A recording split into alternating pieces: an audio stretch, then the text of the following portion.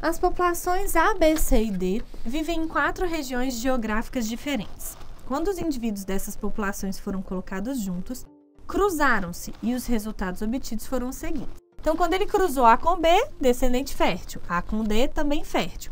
Quando foi B com C, descendente estéril. B com D, os descendentes foram férteis e C com D foram estéreis.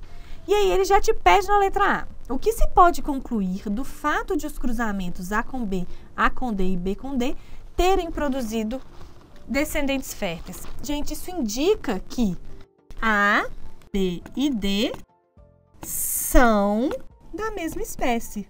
Por quê? O conceito biológico de espécie é aquele que diz que indivíduos de uma mesma espécie têm que ser capazes de se intercruzarem gerando descendentes férteis.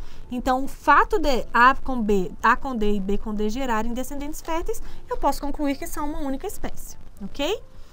E aí, na letra B, ele diz que fator inicial poderia ter dado origem às populações A, B, C e D. Então, um fator que pode ter começado a subdividir, essas populações pode ter sido o isolamento geográfico.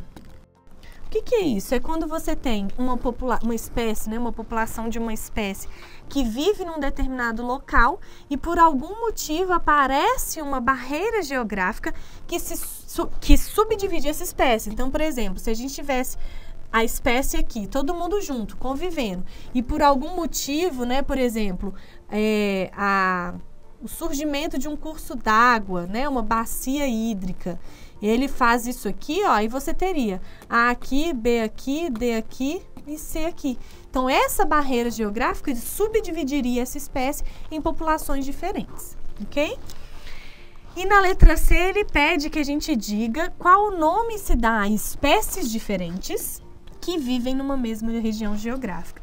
Nós estamos, nesse caso, falando de espécies simpátricas, porque pode haver também o processo de especiação sem esse isolamento geográfico, Então, não é obrigatório esse isolamento geográfico. Uma mudança de hábito, por exemplo, o nicho ecológico, ele pode reduzir o fluxo gênico entre essas duas populações, que ao longo do tempo vai se tornando duas espécies. Por exemplo, normalmente a população tinha todo hábito noturno. E aí, por motivos de pressões do ambiente ou por competição, uma parte da população passa a ter hábitos diurnos. Então, aquela parte que tem hábito noturno agora não mais interconecta, não mais intercruza com a de hábito noturno. Então, aquela população que agora tem hábito diurno, ela não se interconecta, não se intercruza com aquela que tem hábito noturno. Então, impede o fluxo gênico e ao longo do tempo viram espécies diferentes, mas mesmo estando no mesmo local, ok? E na letra dele, que é um exemplo de animais vertebrados que, quando cruzados, produzem descendentes estéreis. Então, é aquele caso, gente, que você consegue, o indivíduo consegue cruzar, mas gera o que a gente chama de híbrido, ok? Que são os descendentes estéreis, o que prova que são espécies diferentes. Isso é comum, por exemplo, quando você cruza o jumento mais a égua.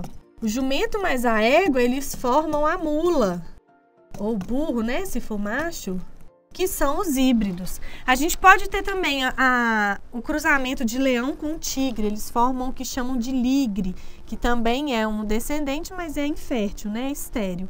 Pode ter zebra com cavalo, zebra com asno, tem vários outros exemplos, mas como ele só pede um, esse é o mais comum.